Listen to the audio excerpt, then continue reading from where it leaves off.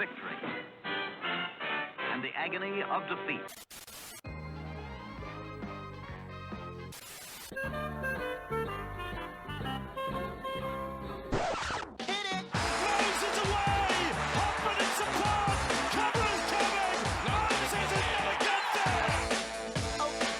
Madison, great ball around the corner, Penasini, he beats them all!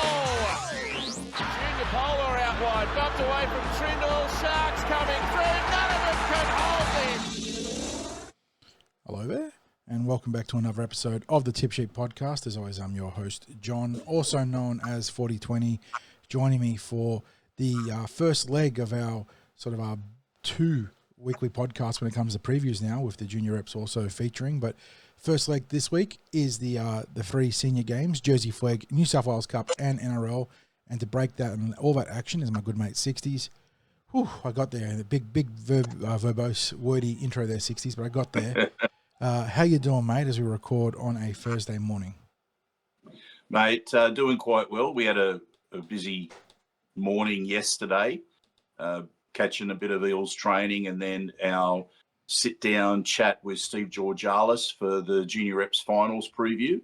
So it's been a busy week. It's been a good week on the back of an Eels win. We always enjoy a win, but it was a little bit sweeter, the circumstances and I guess the tension of 4 weeks of losing leading up to it. But we've got these two preview podcasts that we know people will enjoy. This being our NRL, New South Wales Cup and Jersey Flegg preview. But please also catch our special Junior Reps Finals preview. We'll preview the matches, and then we've got what I think is a really terrific sit-down with Steve Georgalis, who's the Eels Elite Pathways Coaching Director. And look, he's always terrific value and really gives just a great insight into what's happening in the teams. I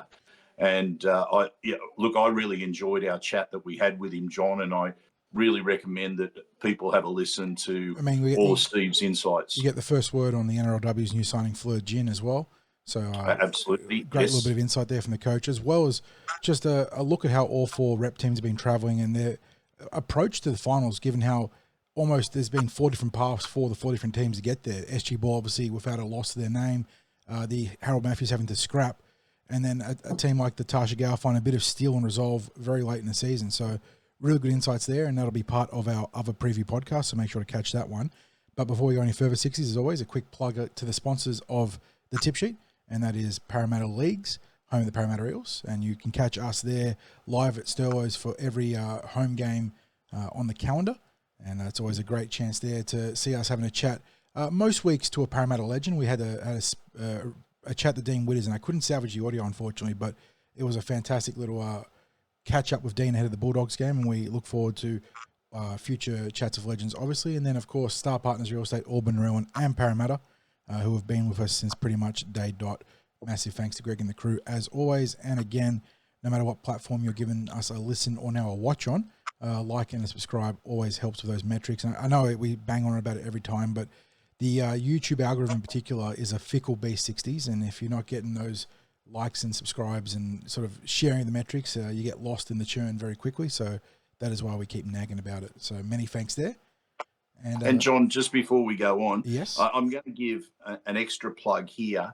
I've reposted it on our Instagram, but there was an event that was held recently by the Parramatta Eels, Parramatta Junior League, and of course supported by Parramatta Leagues Club, which was a wellbeing and culture summit that was held for under 13s and under 14s players in the Parramatta Junior Rugby League, and just an absolutely incredible event to stage, bringing all those people together. It was held at Accor Stadium, and just the input that not just the young players, boys and girls, but also their parents were involved in, and all these events during the day, the input that they got from leaders in the well-being and culture space. Anyway, just watch the video. You'll get an idea in about 4 or 5 minutes that the video lasts for, the sort of input that they received and the people who were involved in it. And I can't recommend it highly enough. We know how important well-being, education, and the development of young players as people is in junior rugby league. This gives a great insight as to the level of investment that is done by the Eels, the Junior Rugby League and Parramatta Leagues Club into that space.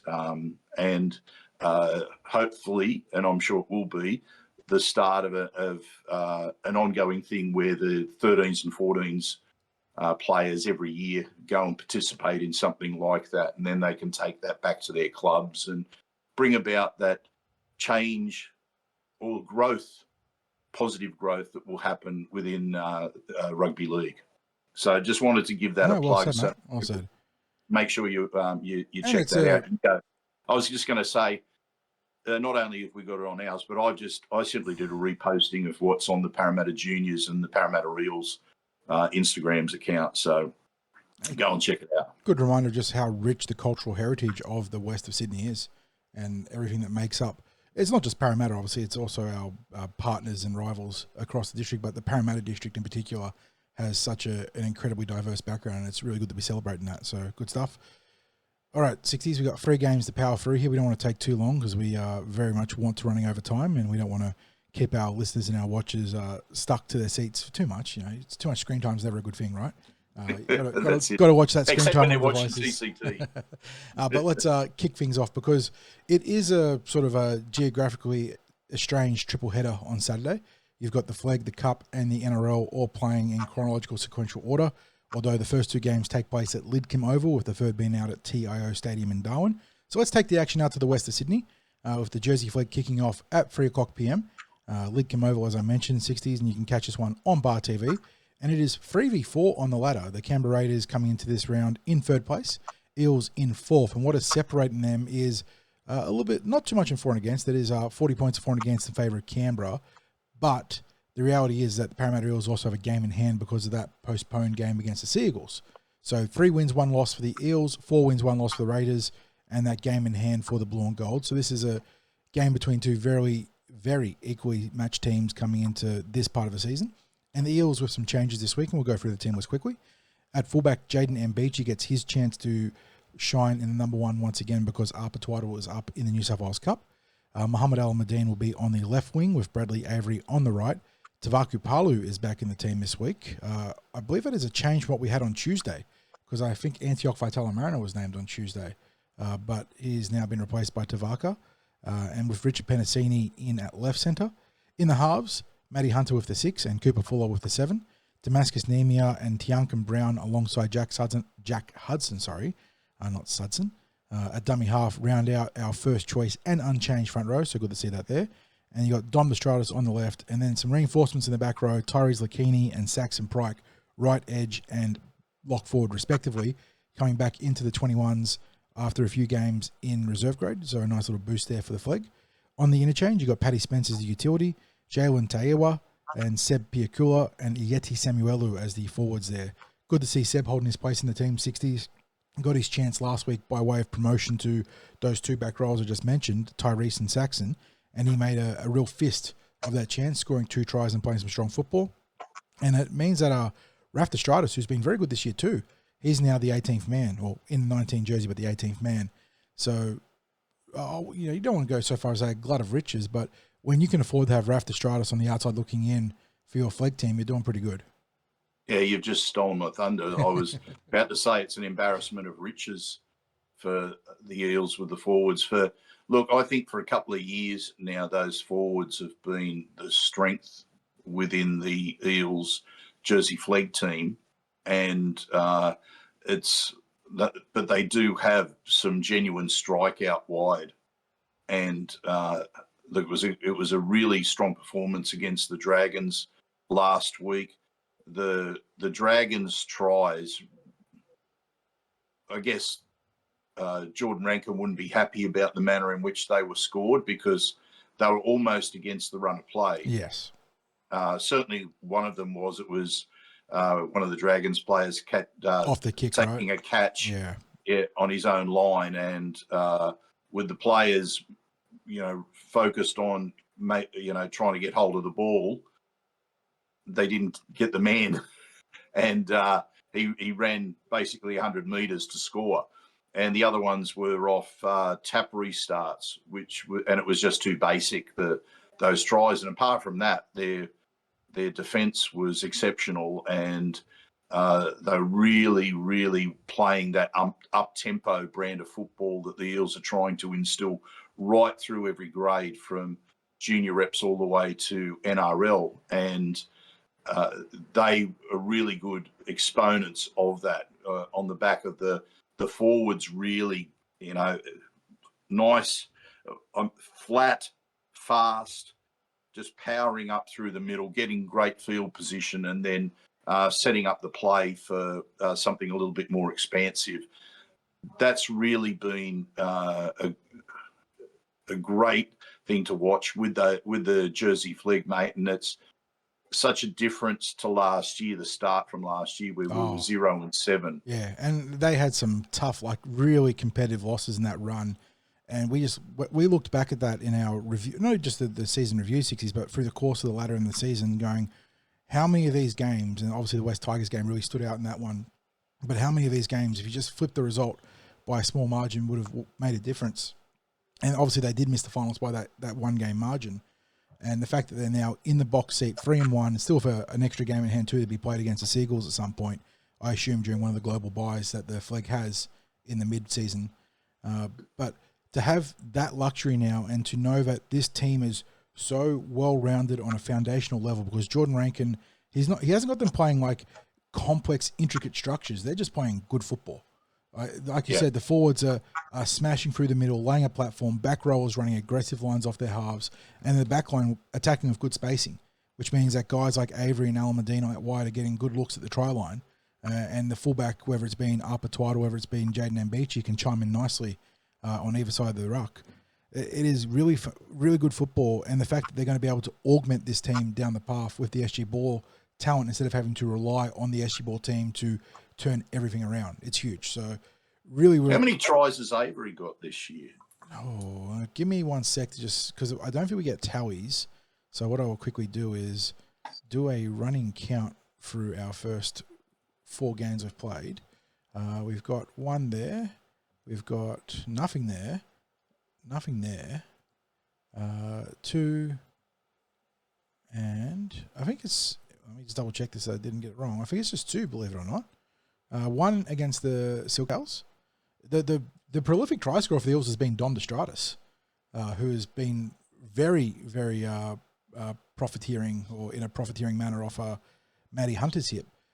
So we got Avery and Dom with 1 in the first round, and then you got a double for Dom in round 2, and then you've got Arpa Twaddle actually had a few tries here, even though he hasn't played the full 4 games. And so 4 tries for Dom, 2 tries for Bradley Avery, and then I think it's 3 tries for Arpa Twaddle. So some good all-round scoring there across the park, which is always good to see. But what's really impressed about Bradley Avery has been his defense 60s and the ruck work too. But he's been really rugged, willing to tussle in the less pretty sides of the football when it comes to being a winger. But they're the sort of things that get you noticed by the coaching staff, because the reality is these days that every man and his dog who goes out in the wing can score and finish a try with a bit of finesse. That's just the standard of wing play in the NRL and below now. But the wingers that can go out there and fight and defend, they're the ones that probably stand out a little bit more.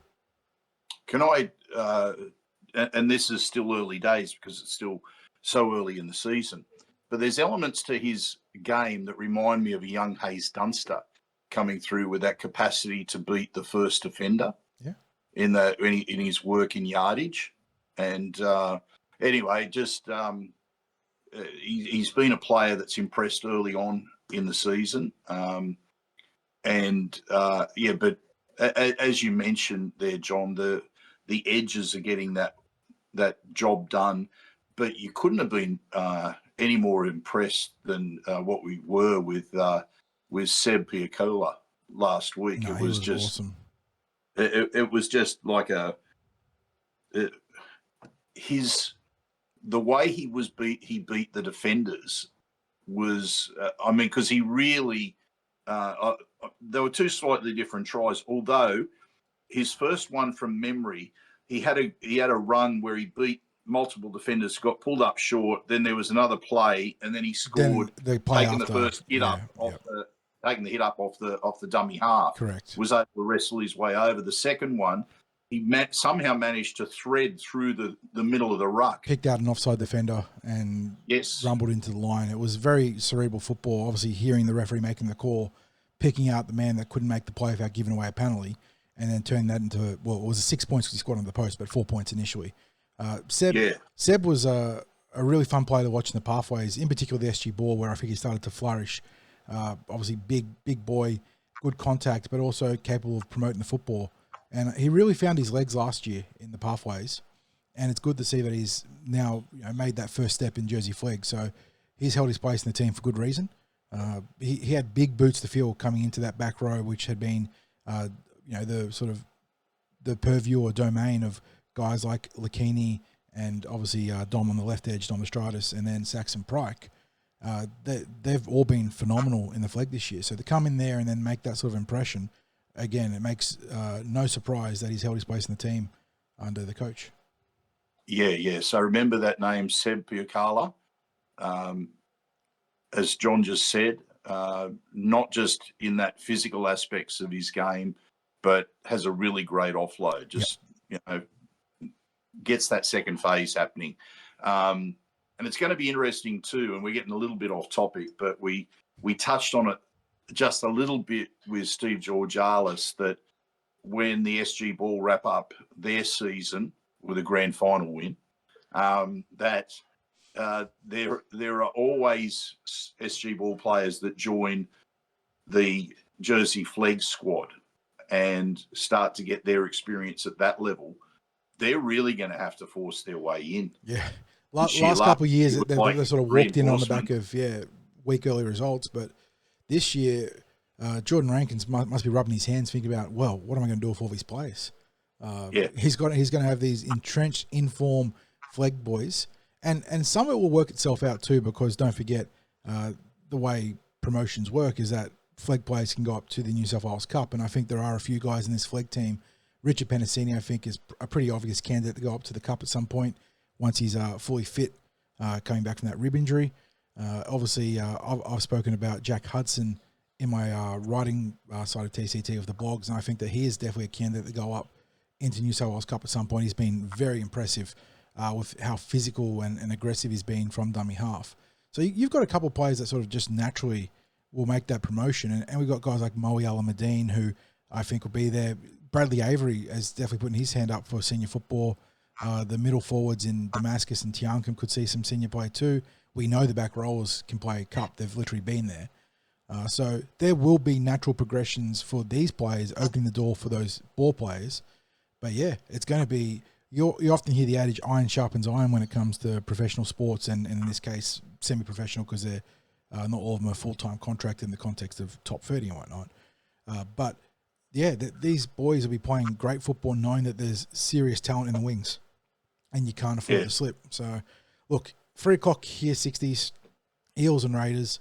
I did look at the Raiders lineup just while we were chatting, and there's a couple of interesting names there that we've seen in the past. Obviously, Jordan Uta, former Parramatta Pathways prospect. He joined Canberra a number of years ago, and he's still in their Pathways. Jake Clydesdale, you remember him from that very good SG Ball team that the Eels accounted for in 23 on the run to the premiership. Absolute stock horse, like a wagon horse, sort of a prop forward. He's a big unit. But after that, not a lot of names I recognise, and that doesn't mean they're not a good team. They're 4-1 in the season, but Malachi Smith I do know at lock forward. But I feel like Canberra have pushed a lot of their really talented players into Cup and in the NRL at this point. So be interesting to see how this team handles the Eels, because they've had a great start as well. But there's every reason to think that Parramatta can get the win here. They've been playing great football.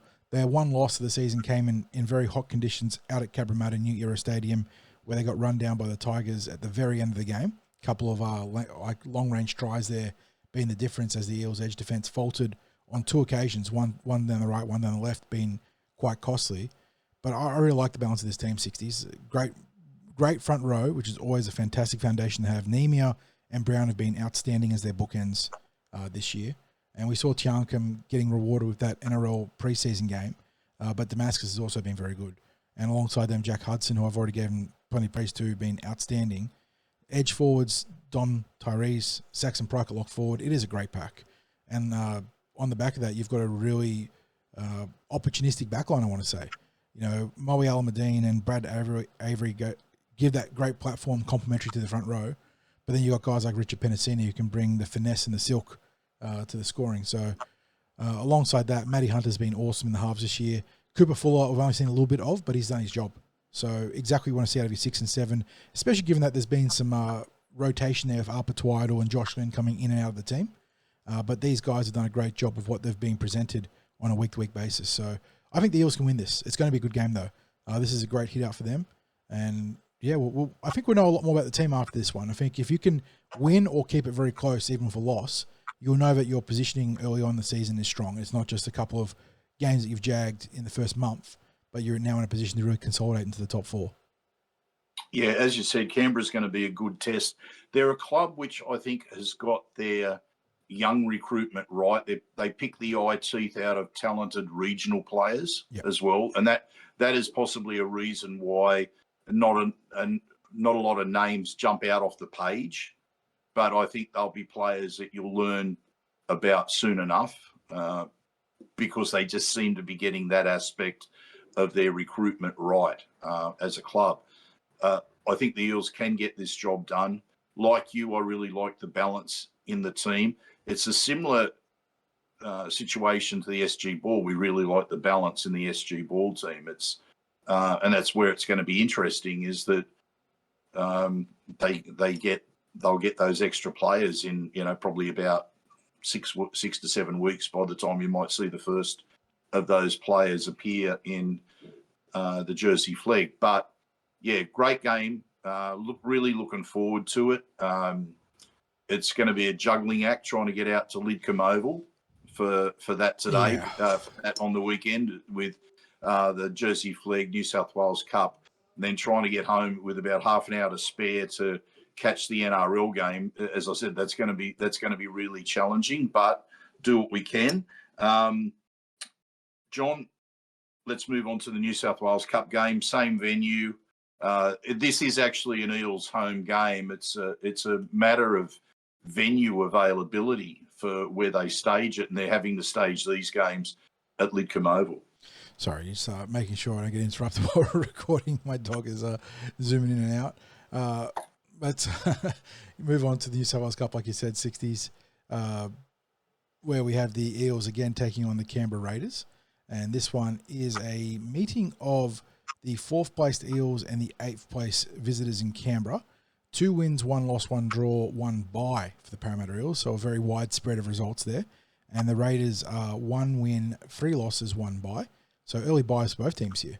And we go to the team lists where Eels coming off that draw against St. George look like this, and that is the wrong team. We've got Arpa Twiddle at fullback. You've got Hayes Dunster back from injury. Good to see. He'll be on 1 wing with Bowie Simonson named on the right, but I don't think Bowie's going to be there 60s because we have news from the NRL front where Zac Lomax has been ruled out with some sort of foot fracture, not specified exactly what it is, but I expect Bowie to move on. You've got, excuse me, Rafa, I'm recording. No. My dog giving me some sass in the background. Sorry about that. But Araz Namva gets another crack in the centres here. He's got the number 3 in his back with Jordan Samrani in the number 4. Joash Papawi, again, second week in the row in the front line as a playmaker. He's got the 6 on his back with Ronald Volkman at halfback. Matt Dury, like Hayes Dunster, coming back into this team from injury. Good boost. He'll be in the front row alongside Tony Mattielli. Brendan Hands at dummy half. Hands was out of action last week. I think he had a rash. It was what the team specified in the injury report. So he's a big boost to the front row and the playmaking stocks as that number 9. Kelma Tuolangi and Dan Keogh will run the edges. Ryan Madison named at lock forward. But again, a player that I suppose when you consider that they're going to have to take a few extra players to Darwin could also be in the mix for a flight to the top end. And then on the interchange, Krujnatili Schmidt is the reserve dummy half or the interchange dummy half. Witter McGregor, Kane Kalache or Kalach, and Bryce Cartwright on the interchange. So there could be some, obviously some changes here for the Parramatta Eels. As my dog gets picked up, sorry. We've got a number of potential changes here. As we mentioned, the Eels will probably need a back to replace Zac Lomax, and Bailey Simonson certainly fits that diagnosis. But also, who goes to Darwin, and what does that mean for this team, 60s, as they take on a Canberra Raiders team who are I can see 1, 2, 3, 4 vacant slots in their names line up here. So they're missing a centre, a halfback, a dummy half, a front rower, and wait, that's more than 4. 1, 2, 3. No, it is 4, and an interchange. No, it's 5. What am I saying? A centre, a halfback, a hooker, a front rower, and an interchange player. So I'm not sure what's going on there with Canberra, but I think they basically got the same issue for that the Eels have. Yeah, they're sort of. Who they take? How many they take? Who do they take? The top end can be a bit testing like that. You probably lean towards taking. Whereas in a normal bench you might have more impact players. In Darwin you might want to have the more long minute players in an interchange capacity because the conditions just take that much of a toll on players that even guys that are more workhorse become, impact in the context of Darwin because they have to drain their battery so deeply. Yeah, so you spoke about changes that are likely with this Eels New South Wales Cup lineup. Bailey Simonson being the most likely to be called into the Eels team for Zac Lomax. I don't know if that's official as yet, John. No, this is purely speculation just because, again, we haven't revealed it. I say reveal. It's literally the team was 22 for the NRL. But looking at the extended roster for the NRL team, the Eels have not, or at least we haven't seen any application with dispensation to go outside the team list 22. But Bailey Simonson and Josh Papali are the only backs, like out-and-out backs, named in the extended bench in the reserve list there. So, just 2 and 2 equals 4 more often than not, right? Occam's razor says that the most obvious solution here is Bailey Simonson comes into the NRL team. And of course, the other thing is, too, that someone like Jordan Samrani is not eligible as yet. And that's a dispensation to exactly use him before, but with Bailey being available and even with Hayes being named, that they can't name. And Richard Penasini is a dev player as well in the Flegg, so they've got plenty of options available, plenty of top 30 development options available, that is. So I would be expecting changes to the team like this. I would be expecting that Bailey Simonson gets called in, and that if you were taking 2 players up as fresh reserves, then you'd be looking at probably Madison and probably Joash in that regard. And given that they're named in that extended reserves list, that would be the case, which would then mean you can't be in 2 places at once. So you're going to get those sorts of changes to the team. Now, whether that's a flow-on effect to the Jersey Flegg, where we will end up seeing changes to the Jersey Flegg, or whether that's a case of calling in players from Ron Massey Cup. And I've got the fingers crossed as well that we see Ethan Martin at some time soon. He's been running around at fullback for Wenty in the Ron Massey Cup. Had a little highlight reel post, didn't he, from Wenty? Yes. So if people haven't seen that little highlight post, it's a good grab of some of the action last week when Wenty, they did go down to the Glebe Dirty Reds, but that's not necessarily unexpected. The Glebe Dirty Reds are the reigning premiers in the Ron Massey Cup, and may have picked up a player or 2 from Cabramatta in the after what's happened with Cabramatta this year, withdrawing from the Ron Massey and Sydney Shield. Anyway, we digress. John, much better performance from the New South Wales Cup team last week after what was a really ordinary game against Manly. the week It before. was a bludger against the Seagulls. Let's not beat around the bush. It was a bludger of a performance. It had a couple of highlight moments, but as a standard, it would have been one that would have disappointed the coaches, especially Nathan Kalis. But much better focus last week, and I think it helps to be at home with at Bank West. At CommBank Stadium last week, in front of friends and family. We will die on this hill, won't we, Sixties? This is just such an important thing in the context of building strong bonds and giving an identity to your reserve grade. And I know that it's more complex than just being able to stage all your reserve grade games and your Jersey Flegg games alongside the NRL. But, geez, it helps. It really does help when you have a proper home field and you have a crowd, even if it's only a few hundred people. But the CommBank turnout early for Cup is usually pretty good. It usually results in a few thousand people watching the game. So, I will die on this hill that it is best for the Eels to make that connection as a home field advantage.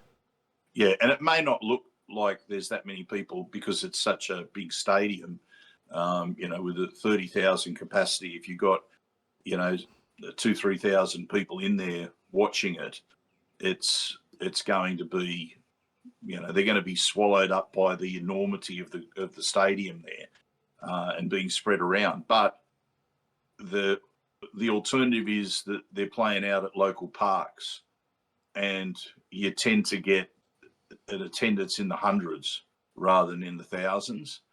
And as I said, it's that's mainly friends and family of players that are there on those occasions.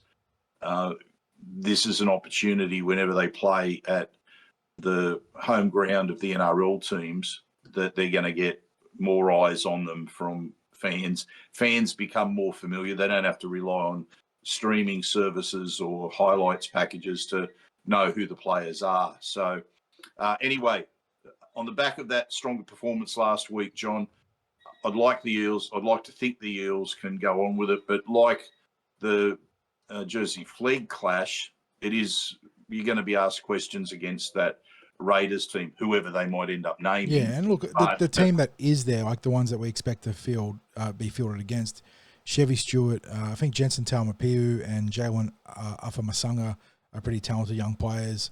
You got Peter Tatio, former Parramatta player, former Penrith player as well, who's sort of bounced around a bit. But you got Noah Martin and Miles Martin, I believe, no relation, but two very good back rowers, and obviously we're quite well informed about Miles being a Parra junior. So there is some good young players in this team, regardless who fields those 5 vacant spots. But yeah, it'll be a good game. And again, this is a good sort of early mid-season tune-up for the Parramatta Eels. Their form has been on the large pretty good, but that game against Manly still does sort of stick in the mind. And I think that getting a win here would be a great way to flush it and have that draw and win heading into next week would be a really good place to sort of seat them inside the top 4. I think it's going to be a tight contest, John, because I think both sides are going to be impacted with taking an extra player or two up to Darwin. No doubt, yeah. Parramatta's certainly been impacted by injuries this year, and I'm sick of the rugby league gods beating Parramatta up with the injury stick, because we're now into the 3rd year of that happening, and you go, at some point, when does this stop? Because it's not just it's key players, and that, with respect to every player that's part of a top 30, we've been struck by injuries to, like, if you said at the start of this season, who are the 2 players that you'd least like to be spending extended time on the sidelines, you'd go Mitch Moses and Zac Lomax. Hello, it's almost like last year. Mitch Moses played 8 games last year. We had Gutherson battling with injury throughout the season. We had Junior Paulo out for an extended period of time. Jermaine Hopgood was out for nearly half the year after Origin. We had 2 Origin players last year. They both got injured in Origin. That was it. Like, Origin absolutely crippled us last year. When does this run of injuries stop for our club? And That's a good question. And I know that's not the correct mindset. No, but I'm as a fan, you are we're allowed. to Yeah, have that set. exactly. We're allowed to think that. We can't have the club can't players, afford coaches. that. Yeah, exactly. No, they can't. But As supporters, we're allowed to moan and groan as much as we I- like about that. And say, I think we mentioned it on the news podcast, but I challenge anyone to find the last time the Eels had what amounted to a full strength team available for a game. It wasn't the 22 grand final. We didn't have Tom Opachik for that one, and he wasn't going to be the difference between the two teams on the day, but he was in great form that year, and it does add up. But yeah, even in 22, that great year, we weren't full strength for the big one, and since then, I don't think we've been full strength. I mean, if you go through all maybe 23, there was a game or two in 22 where we were full strength, but we just don't. There is always a collection of players in rehab. yeah, And I'm over it because we get significant ones, John, where players are out for the season. We just lost poor, young Arthur Miller-Stephen. He's now out for the season. back-to-back years where he's ACL. barely had any development just because of sheer bad luck. Yeah, and that's 2 consecutive years for Artie. Yep. And it's so unfair because Exactly. look, he's a great young bloke and a talent, and now he's had an injury to an ACL to each knee, and you go, maybe you run around the wrong club in terms of fortune because, you just get, as a supporter, you get sick of seeing that, and I know every club has issues with injuries. But as Eels supporters, we just look at it and we go, this is year upon year upon year with key players and extended periods of time. And how about it just stops? How about we get an end to it at some point where, it's like if you lose a player, it's a week or two and it's not always the key players. But anyway, we digress. I'll tip the Eels in this one, John, but I think it's going to be a really tight contest. Agreed. I think, like the Flegg, this is going to be a great game to watch. Maybe even a little bit frustrating because it's going to go down to the line. But again, a really good sort of sound out game for the Parramatta Eels to know where they're at relative to another good team in the competition. Who, even if the results aren't there, it is a good team for Canberra. Which takes us do we win this one through the forwards, John? Or look, Matt Dury back is really nice. I think that's a timely inclusion. And obviously we didn't mention, but Wiremu and Bryce are back as well after a couple of weeks out.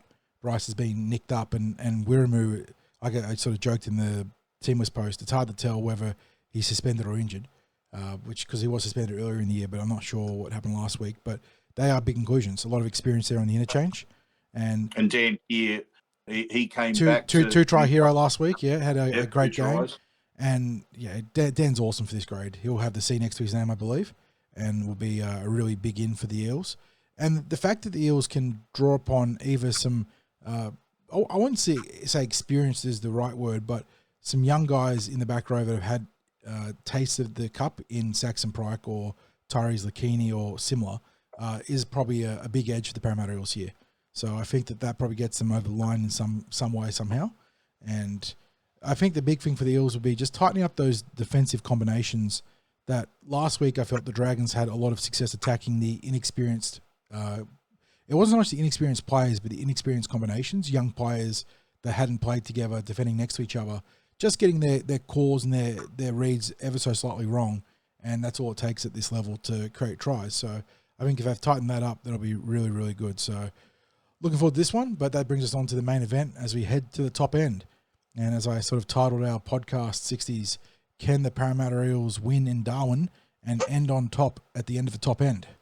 A little bit of a tongue twister there, say that 10 times. But let's go through both teams here as Parramatta closed the books on a...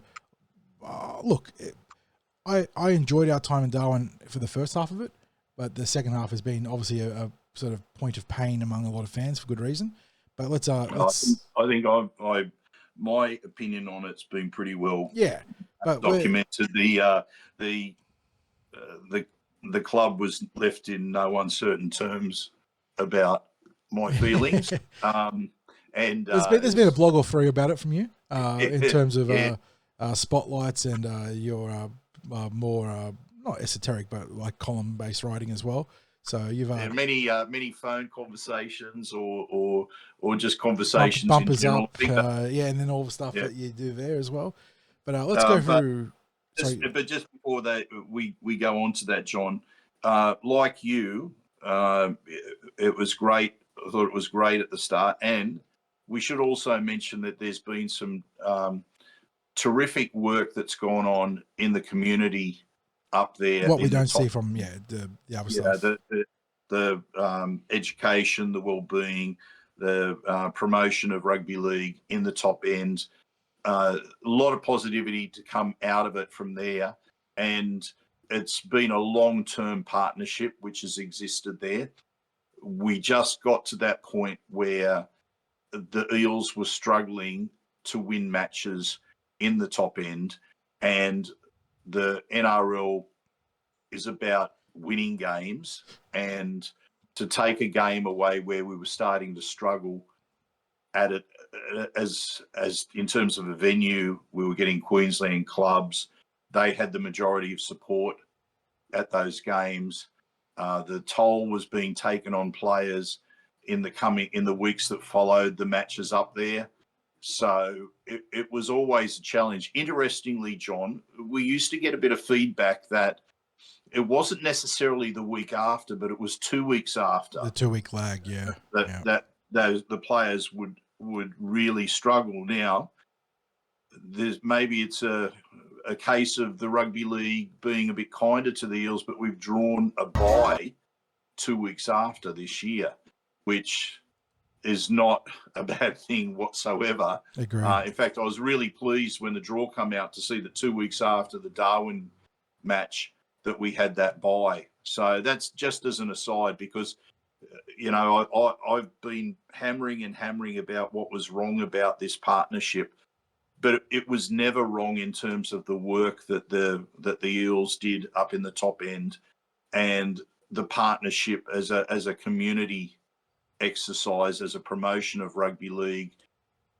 It was all positive, but we had to move on in terms of making sure that the team is put in the best possible situation to win games, and that's where it had to come to an end. So I just wanted to add that little bit there, because I don't want it to all finish on me just banging out about why everything was wrong, because there was a lot of good that was done up there during the time. So sorry for interrupting there, John. You should be sorry. Disgusting. But yeah, so like I said, looking to finish out this chapter, this era in Darwin on a high. Northern Territory, the partnership with the Parramatta Eels has been fantastic on that development and commercial front, no doubt. It's just that the results in the NRL have wilted like the heat up there. But bearing in mind that we come into this game against the Canberra Raiders, our third meeting in Darwin, first since 2019 Sixties, which is the issue, is that you want to be taking teams like Canberra and maybe even Melbourne and New Zealand. If you're going to play Melbourne, you'd rather play them in Darwin, I suppose. But we met Canberra in 2014 and 2019 and prevailed in both times. So looking to make it a clean hat-trick here. The Raiders coming off a last gasp win against the Cronulla Sharks last week, and they look like this. Kale Weeks at fullback, Sevilio Tamale and Xavier Savage on the wings, Matthew Tomoko and Sebastian Chris in the centres. A pretty good mix of speed and power on their backline there. Mm-hmm. Ethan Strange, the outstanding young, almost super utility, but he's got a home in the halves right now, partnering Jamal Fogarty, whose future looks to be pointing towards Manly, but they're a good halves pairing there. Josh Papali'i, the apostrophe's gone here, so I'm not really sure what's happening there, but it's been Papali'i in the past. And the outstanding Joseph Tapine, the two props, Tom Starling and Electric Dumbing half. Eels have to be watching out for him. Hudson Young and Matty Nicholson, the young English back row who's made a splash early on. Again, real strengths to Canberra's team here on the edges of Young and Nicholson. Corey Horsburgh is a good lock forward as well. So they've got a very good 1-13. On the interchange, you've got Owen Paddy, Simi Sasangi, Morgan Smithies, another Pom, and Ata Mariota. So a lot of beef there on the interchange with Sasangi, Smithies, and Mariota. Then extend the roster. Trey Mooney, Jed Stewart, Adam Cook, Pasami Solo, and Danny Levi. Thank God that they've picked Levi on the extended bench instead of Still time. And bearing worth mentioning, still time for Parramatta Danny. It is worth mentioning there 5 players in their reserve list not named in the New South Wales Cup. So depending on who they take to Darwin, obviously some of those players will filter back down to the reserve grade game. But it's a good team for the Canberra Raiders, and they come into this game sitting in 7th position with their 6 games played. So 6 points to their name. It is 2 wins and 1 bye. So they're actually 2 wins, 2 losses. No, 3 wins. I'm wrong. 3 wins, 2 losses, no bye. I was looking at the Titans bye there, sorry. So they're just ahead of that 500 rate, the 50% win rate there. And Canberra have been, we'll get to the Eels shortly, but Canberra have been a very difficult team to get a read on this year, 60s. Looked great in Vegas, but then got absolutely bombed on by Manly, but bounced back with a really gritty and thrilling win against the Cronulla Sharks. I don't know what Canberra team we're getting this week. That could be exciting. It could be terrifying. That Ricky Stewart's always up for a game against his former employees in the Parramatta Eels. There's always a bit of tension there. But I don't know what Canberra are getting, and that could be the Parramatta's profit, I guess. John, we'll do a little bit of our analysis of Canberra here, seeing as though you've just dipped the toe into it, rather than after we look at the Eels. The way I see the Raiders is that they're a team which chances their hand. Agreed. And I think against the Seagulls, they copped a couple of rough calls that changed the momentum of the game. And I think it took them away from their natural game. What you're going to get from the Raiders is your defence is going to be tested. They very much evolved into what we're seeing more and more of in the NRL, which is that up-tempo game, and they've got the backs that can deliver that. They've got the fit and mobile and powerful forwards. So when you've got power and mobility in combination, which they have in their pack, it's there. I almost am prepared to declare them a certainty to play finals football, just based on their best football. So when you say what Canberra team are we going to get this week, I think we're going to get the Canberra team that we've seen in their best performances, because the Eels are just going to have to find a way to really put them off their game. That's what it comes down to, because if Canberra are allowed to dictate how the match goes, then this is a lineup which could do some damage. And maybe what puts them off the game might be the conditions up there. But they have been prepared, haven't they? They played North Queensland earlier this season. So they have made that was played up in Townsville, wasn't it? Yes, I'm just going to pull that one up now. That's a good frame of reference for the Parramatta Eels, because the Townsville conditions obviously very similar to that of Darwin. So that they're probably better conditioned for this than the Eels might be. They did get gunned down by the Cowboys, though. That was one of their weaker results, 30-20. The Cowboys, and the Cowboys it was 30-20, but the Cowboys were in control of that game for pretty much the entire time. They scored 3 first half tries to Canberra's 1, and then they traded tries in the second half before Tom didn't put the game beyond doubt. So look. I suppose the other thing I'm not going to cling to it before I go to the Parramatta Eels, is that the game we played last week was pretty torrid conditions. It was hot out at Parramatta Stadium, and the boys went into Golden Point and out enthused the Dragons. So they've probably found their, I suppose you wouldn't call it sea legs, but their summer legs or post-summer legs underneath them finally after that rough start against Melbourne earlier in the season, and hopefully that can be a factor here. But in terms of factors, let's look at how the Parramatta Eels shape up for this 160s, because what was initially an unchanged team on Team List Tuesday is definitely going to have at least one change, pending that Zac Lomax injury. So we start at fullback, Azara Yongi, coming off probably his best game as an Eel. He was outstanding in that head-to-head duel against Quinton Gufferson. He has the one on his back. Josh Adokar on the left wing. Zac Lomax was named officially on the right wing on Team List Tuesday, but clearly won't be playing, with Will Penasini Was projected to partner him at right centre with Sean Ross on the left, but we do need to fill that void on the right wing now. Dylan Brown and Dean Hawkins in the 6 and 7. And I suppose the other thing that goes mentioning with Russell and Hawkins name drop there, 60s, is that no Lomax, no Moses, no goal kicker. So one of those two will presumably don the kicking duties. And Russell's done that before the Parramatta Eels with mixed success. But Yeah. Dean Hawkins... That might move it towards Dean Hawkins. Who's been a very, very tight kicker in reserve grade for South Sydney historically. So definitely something to consider there. But front row sees Joe Ofungahi and the captain, Junior Barlaw, bookending Riley Smith, who, again, is projected to make his career or first career NRL start. Have to wait and see if there's a pre-game change there, though, like last week. Sean Lane will be left back rower, Gideon or Kitione Katonga on the right. Also worth mentioning that those two had very good games last week.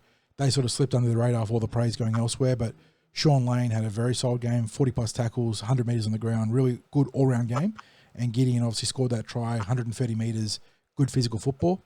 Jermaine Hopgood is your lock forward. Then on the interchange, you've got the new recruit Dylan Walker getting his second cap as an Eel, Luca Moretti, Charlie Geimer, and Sam Tuivasa rounding out our bench rotation. Extended roster, we tipped some of his players already when we're talking about Cup, but Joash Papali, Dan Keir, Bailey Simonson, Ronald Volkman, and Ryan Madison. So we're expecting a few of those players to go up to the top end, and we'll talk about that shortly. Match officials, Wyatt Raymond is the main man. You got Drew Altram and Belinda Sharp running the sidelines, and our good mate Grant Atkins in the hot seat in the box as we enter week 2 of this not a crackdown on high shots. Well, Grant's probably happy that he's not actually up there. Yeah. Could you imagine being in the video review box up at TIO Stadium, just how much you'd be sweating with all the heat and all the pressure? Yeah, well, the question has to be asked as well. Is Jason Riles about to do a Brad Arthur impersonation with the bottles of water? The water watch, yes. That is the big narrative that we haven't spoken about yet. H2O Gate, water watch. Yeah. What are we going to see from the new coach? I almost feel like, John, that this could easily be the title of this podcast. Watergate 2.0. Yeah. Look, you've got to feel for the players going up there, but look, you even look at it, the sweat that's pouring off them just in the warm up, like there needs to be a warm up. But I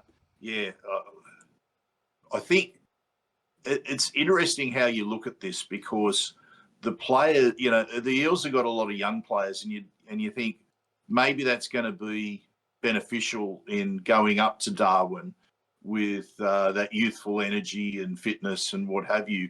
But then you also think, well, any player that's been up there before is going to be better suited to playing, because they know what to expect and maybe what the pace of the game is like. And then you argue against yourself again, because you go, well, any Parramatta player that's been going up there recently is familiar with losing in Darwin. So you try to find positives within the team in terms of the Darwin context. And I'm struggling. And I guess the only thing that is a bright light with that is that Canberra's going to be pretty much in the same conditions. They played up in the top end, well, at the top of North Queensland, playing against the Cowboys recently. But do you want a second trip to the tropics just a few weeks apart? Probably not. So, now, looking at this Eels team, we saw probably the best performances from a number of individuals last week. But more importantly, we saw the best performance from the Eels as a collective last week, mostly in that attitude space, that moments of effort on effort plays. And that's going to be harder this week. The effort on effort's going to be harder this week. It's going to be draining. They're going to be they're going to be like hitting the wall probably fairly early in the game. Very early on. Yeah. And really pushing to deliver. And John, last week we had the euphoria of the win, but I think we'd be kidding ourselves if there wasn't, a disappointment in the group about what's happened to Zac Lomax. They have to. The players have to have that next man up mentality and faith in whoever comes in. And look, if it's Bailey Simonson, that's definitely going to be there because he's a popular bloke in the group. They'll be pleased to have him back in first grade. Yeah, Bowie's a tremendous young man and a big. Yeah, he's a great club person. He's great with supporters. And you're going to get a wholehearted performance out of him if he is the player. I mean, again, it is almost certainly Bowie just on the Occam's razor of being the only specialist outside back available in that extended roster. Obviously, Joe Ash is there too, but he is not a specialist winger the way that Bowie is. So that makes sense there. It's a big one, isn't it? And look, I do want to take a second here too to just shout out Zac in regards to the little bit of like law now about that field goal he made, kicking off a broken foot. Playing those minutes. I believe he broke his foot in the first field goal attempt, where he got wrapped up by, was it the failed field goal attempt? So not fail, where he didn't kick a field goal and tried the pass and got tackled and I think he got rolled up on. But to get back up there and kick a field goal for broken foot's it's a bit of Kurt Angle energy there. Winning a gold medal for broken freaking neck. He kicked a field goal for a broken freaking foot. I think we should probably point out, however, it wasn't the broken foot that he had to use to kick the field goal. Still got an anchor off it though. That's what I'm going to say because he's planting that foot. That foot is taking all of that energy, that kinetic force that comes through exactly. And he was in. You could see the pain that he was in at the end of the game before they entered extra time. So, look, I've still got my fingers crossed that he returns a lot quicker than 6 weeks. I'll declare that he'll be able to do it. I'll go out on superhuman healing factor. He's going to be chugging the milk. Maybe a couple of milk baths. Absorb all the calcium through the skin as well as internally. I'm gonna predict. This will be my tip on this. If it's not the game after the bye, it'll be the game after that. I hope that this is a stone cold lock of the century of the week, mate. That'll be huge. We'll go with that 4 to 5 weeks with that. So, so definitely shout out to Zac for what was an incredible effort. I hope, and I'm saying this from a Parramatta winning perspective, that it doesn't come down to a field goal match. I don't think I could take it 2 weeks in a row. I mean, there was the joy last week, but the Eels didn't have a previously tremendous record in any way, shape, or form in extra time. There's never in doubt, mate. Never in doubt. Yeah, but you just felt that the Eels were winning that physical battle against the Dragons, and I honestly felt that the longer the game was going, the more that it was going in the Eels' favour. It says a lot about the condition that the Eels are in, and people were concerned in that first round against the Storm that I was getting people sending me messages. They're not fit enough. Did they train at all in the preseason? Yeah, all that sort of stuff. I think you saw when the game went into extra time that there were Eels players who had the level of energy that the Dragons players didn't have. Yep. They'll need every bit of that this week. And I don't even know that you could. I mean, I'm not enough of it. I am no expert in this field, but you wonder how much conditioning can come into play when it's so hot. It's all ticker, mate. It is all ticker. It is just like who can dig deeper. Obviously, fitness makes a difference. Don't get me wrong, but everyone, regardless of how fit you are, is going to hit the wall hard in this game. And it's about really about who can dig deeper and who wants it more. And I know it's cliche, but that is reality. When you play in Darwin, and we haven't even mentioned this, but what is the projection on Saturday up in Darwin? We have 29 degrees, 85% humidity, 50% chance of rain. So, oh my Lord, that is the wildest of wild cards right there. we've had Darwin in the rain against the Broncos. I think it was 60s, if I recall correctly. But yeah, that's torrid. So 85% humidity, nearly 30 degrees, and that would play out. No, it gets hotter by the time they kick off. That was 29 degrees projected at 7 o'clock a.m. 7 o'clock p.m. is 32 degrees projected. I think the squad might be up there now, or certainly they're up there today. I'm not sure when Canberra's heading up there. You know that the Eels will probably do something with the community or some sort of meet and greet probably today. Yeah. They trained yesterday, which means captain's run up in Darwin on Friday. You would imagine they'd probably do that around the same time as the match is being played. They wouldn't want to.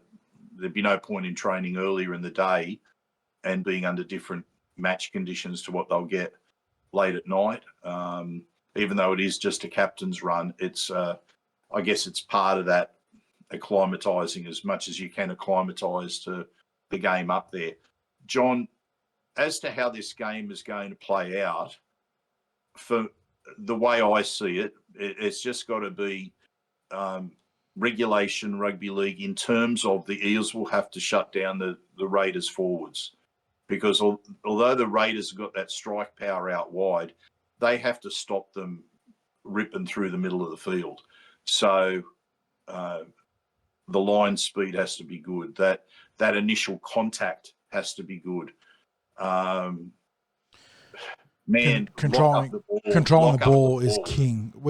Where the Eels have had success and where they've had some absolutely miserable outcomes, like the two contrasting results there, it has come down to whether the Eels have been able to control the ball early on, not concede a glut of possession to their opposition, because one set becomes 2 sets, becomes 5 sets so quickly in the Darwinian conditions when you get penalties and 6 agains and then score and then get the ball back from the kickoff, and you just run your opponents off the field.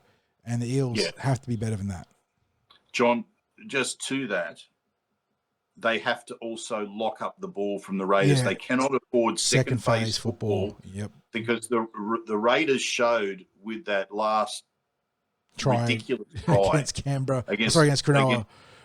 They love to just open up the field, get some broken play injected into general play, and they run rampant with it. The Eels can't afford to be run around in those conditions. You know, if they allow the Raiders to move that football, to put extra movement pressure on the Eels' defensive efforts, it's a recipe for a defeat.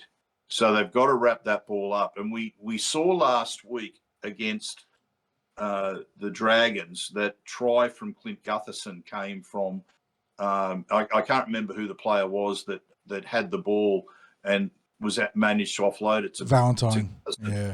Valentine. But there were 2 Eels players on him, and whoever was up top sort of got themselves in an awkward position trying to wrap up the upper half of the body.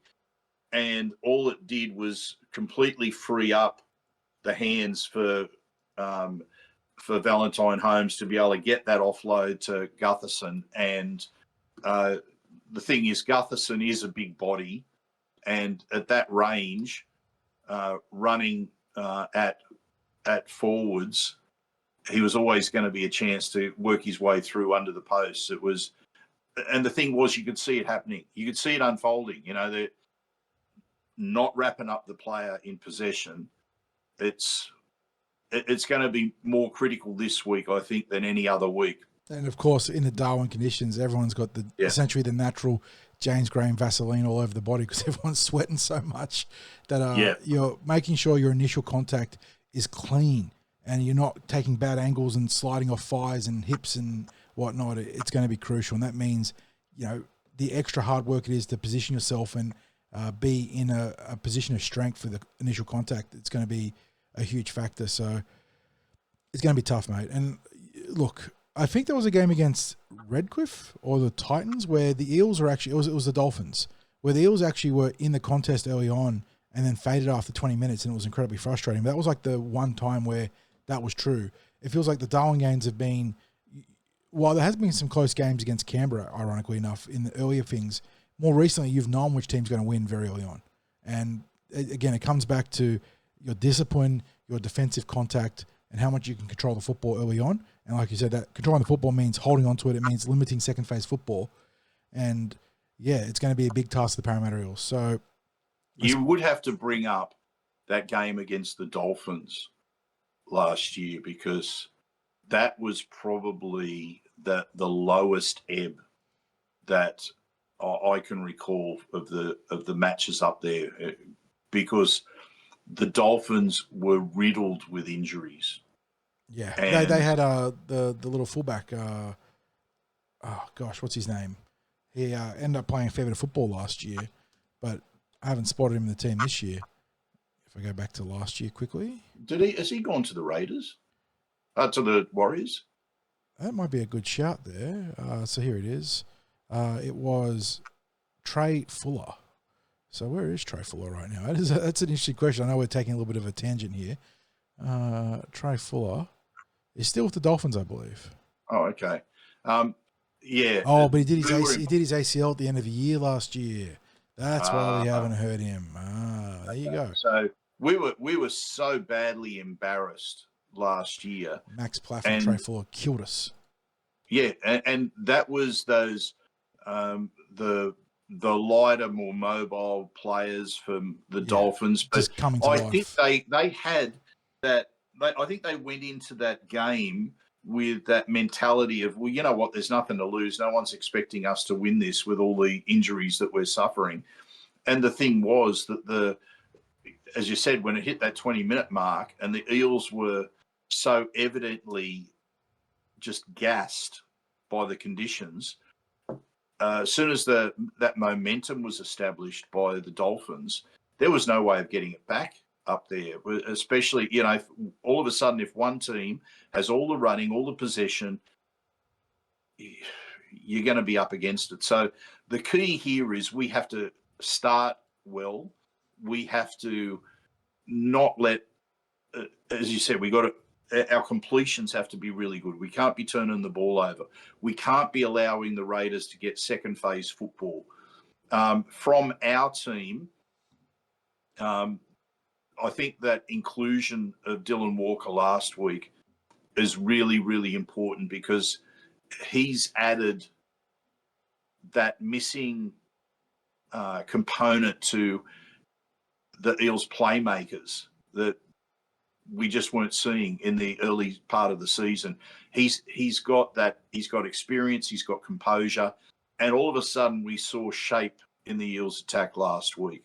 So you want to see that, but we've got to have, first of all, that good line speed in the middle, and we have to have, when we've got possession, we just need to have those shapes. We don't need to do anything extraordinary. We don't need to do anything flash. We just need to complete the sets, and we need to do it where we're asking some questions.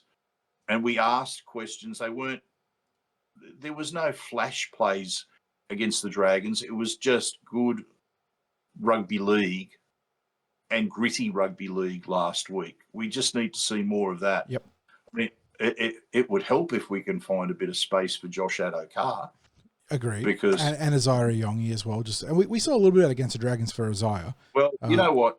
That's where Dylan Walker helped in terms of that. Definitely. That space for Yongi, right? Because he was then able to let Dylan Brown was able to play the Dylan Brown game.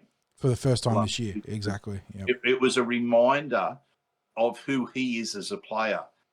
And I think he'd forgotten who he was as a player. And you think, I mean, besides any of the mental stuff that was going around about his move to the Knights, his headspace area when he hasn't got Mitch Moses there, it's like you can feel there must be conflict going on in his head about expectations of him that people have of him being a playmaker, and when that hasn't been, it's never been his role. He is the complement to the playmaker. And I think the biggest, look, obviously his play spoke volumes too, but I think the biggest indication that Dylan was back last week wasn't in anything he did with the ball in hand. It was when Isaiah made that critical mistake, or what could have been a critical mistake, late in the game, that kick return into a cutout pass to Sean Russell that was off the mark. The first player there, and the player that was most vocally there, trying to recharge, reinforce, reset Isaiah's mind space, was Dylan. And that showed me that he is, look, there's obviously a lot of football to be played, and he might have another bad game, but for the first time this year, you felt like he was completely brought back in. So that was really good to see. He's going to be a key factor in this game, no doubt about it. Dylan Walker helping him in that regard too. Dean Hawkins on the other side of the field. How he combines with Isaiah Young, I think, is going to be crucial for how the Eels score points. And I suppose in that vein, it's probably time to head towards our predictions, mate. Yes, absolutely. And let's really hope that I think last week, John, you and I were both bullish about the win. The previous weeks we'd been talking about how it would be possible to get a win. The difference between heart and head when it came to tipping and whatnot. But yeah, there was something in the air last week. All in on the win. It was. Yeah, there was something. You just felt it. Yeah. We were all in on the win that week. This week, I'm feeling similarly because I think we can go back to back. Obviously we don't like the fact that this game isn't being played at CommBank Stadium. It's only the Darwin factor which puts the nagging questions in my mind. But apart from that, and of course the injury to Zac Lomax, right? But if the Eels can carry the same mindset and attitude into this week's game, they will definitely win. And I'm still going into this with some confidence. Not outrageous confidence, but I'm still going in with confidence. So, John, what's your predictions? Yeah, look, I just feel a bit of excitement and energy for this one, and I think that if the Parramatta Eels can do what they did against the Dragons and hopefully not go down 2 scores, but show that same kind of grit and character to dig their heels in and get back to the systems that they know will succeed with the correct application and effort, then yeah, they'll be right in this one up to their eyeballs. I went back and had a look, funnily enough, at the last time we played the Canberra Raiders back in 2019, where the Eels prevailed 22-16, and just for a bit of track record. And in that game, Sharnsville Clockstar had a huge game, nearly 300 metres on the ground. But looking at the Parramatta ledger here and which players have had an influence in this game, and just looking at the roster transformation, there are only 3 Eels playing this week that played in that game. There were 4 Eels in the squad, but Mitchell Moses is obviously not healthy. But you had in the 5'8" position Dylan Brown, on the edge Sean Lane, and then front row Junior Barlow. So Junior had a very big game in this one. 15 carries, 161 metres, couple of tackle busts, really big effort. And then in terms of defence, 23 tackles, 1 missed. So he was great. But the other player who's no longer an Eel, but we sort of have his spiritual successor here, was Reid Marnie. And Reid played 80 minutes, 5 carries, 55 metres, 61 tackles, 2 missed. And I'm not expecting Riley Smith to have to go out and play 80 minutes and do that, but it shows that in these conditions, that sort of dummy half can make a difference. So I think that this could be a big game for Riley. He is in line to make that start. We have to wait and see whether Jason Riles chooses to rejig the chairs and put Jermaine Hopgood as that sort of shock absorber dummy half early on. But I look at those 2 players, Junior and Riley, and I think that a lot of what Parramatta is going to do, win or loss, will be predicated on their form through the middle, how much of a platform they can lay, defensively how strong they are, and opportunistically what someone like Riley can do if there is a bit of fatigue around the ruck defense of the Raiders. We know he doesn't mind taking the ball up. He's actually had a lot of runs relative to his minutes. So I think that those 2 plays really loom crucial for me. And of course, there are other players like Isaiah Young, Dylan Brown, and company who are clearly going to be very influential. What does Will Penasini do in the absence of Zac Lomax down that right edge? How does he combine theoretically with Bailey Simonson? So there are definitely a whole host of players important here. Dylan Walker clearly as well. But again, those 2 starting players, and maybe if I look to the bench, guys like Meridian Goma, who are meant to be smaller, more mobile, more agile, slightly bigger engine than some of the other options we've been able to use or have used off the interchange in recent seasons. they are built for the Darwin conditions, and we're going to need big games for them. So Walker, Murray Geimer, and young Sam, big test for him too. So I look at those players, and I know I named a few, but going to Junior and Riley is my key players in this one. Okay, so your score, your best on field, your first try scorer. Score. We did the 22-16 last time. Yeah, let's have an 8-point buffer in this one, 60s. Just a little bit of breathing space for fans in the team. Maybe it's a bit too greedy. We'll have to wait and see. 26-18 for the Parramatta Eels. Best on field, I can't split Junior and Riley. So I'll have a bit of a both-way bet there, which is cheating, I know. First try scorer, you mentioned him. And I think the Eels need to get him more integrated into attack, Josh Adokar. Yeah, okay. Sounds good. John, look, you brought up about Riley and how Jason Riles uses him. I'm conflicted because I was disappointed that Jason Riles didn't start with him last week because I thought it would be good to have his energy from the start of the game and get the best possible start from Riley Smith. However, I'm now conflicted with this week because you spoke about that 20-minute mark in the game last year against the Dolphins. If you are bringing someone like Riley Smith into the game at about that 20-minute mark, you are bringing energy back into the game at a time where maybe the players are really starting to feel it and not just going to improve the service that happens with the Eels, but also bringing that line speed and things like kick pressure, that sort of thing and he's going to make effort on effort on effort when other players aren't going to be capable of it. So maybe it might be good to have him come on after 20 minutes. So, yeah, I'm a little bit conflicted this week about how I see him or how I think he could best be used. My prediction for how this game unfolds, we maintain that energy defensively, that improved line speed. We build on that up-tempo football from last week because although Zac Lomax was a key player in the victory last week, the foundation of it was what was happening in the middle of the field. And that includes the playmaking of Dylan Walker when he came into the game. So, maybe that twofold strike of Riley Smith and Dylan Walker after about 20 minutes is actually going to be instrumental in having the Eels kick on in this game at a time where both teams maybe are starting to feel the pinch. So my prediction this week, John, like you, I'd like to see an 8-point buffer. I really don't. I'm really torn as to how this match will play out in terms of point scoring. Let's go with 30-22. I'm going to stick with my same prediction for last week for best on field and go with Dylan Brown.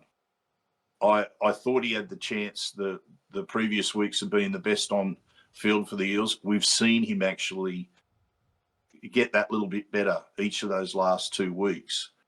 And I think maybe his confidence is returning. So I think he'll be instrumental for the Eels this week. And first try scorer, I'm going to go with Yongi to get the first try scorer. So, John, that just about brings us to the end of this podcast. Don't forget, we've got the Junior Reps special preview with Steve Georgalis taking us through some of his insights of all 4 Eels teams, plus a look at the most recent signing for the Eels NRLW team. So please have a listen to that. We recommend it highly. Even if you skip through our part at the start, make sure you have a listen to what Steve the info, that insight that he can provide. A thank you to our sponsors, Star Partners Real Estate, Auburn, Narellan and Parramatta, and to the home of the Eels, Parramatta Leagues Club. You can go and watch the games there this week. It's an Eels home game, so go and join the supporters there in Sturlos watching the game up on the big screen. Also, shout out obviously to our listeners, and we always appreciate the feedback that we get. So I wanted to mention Fiona, who sent a lovely message through DM on Instagram this week. Thank you for the kind words, Fiona. And John, you know what's coming next. Go you mighty Eels.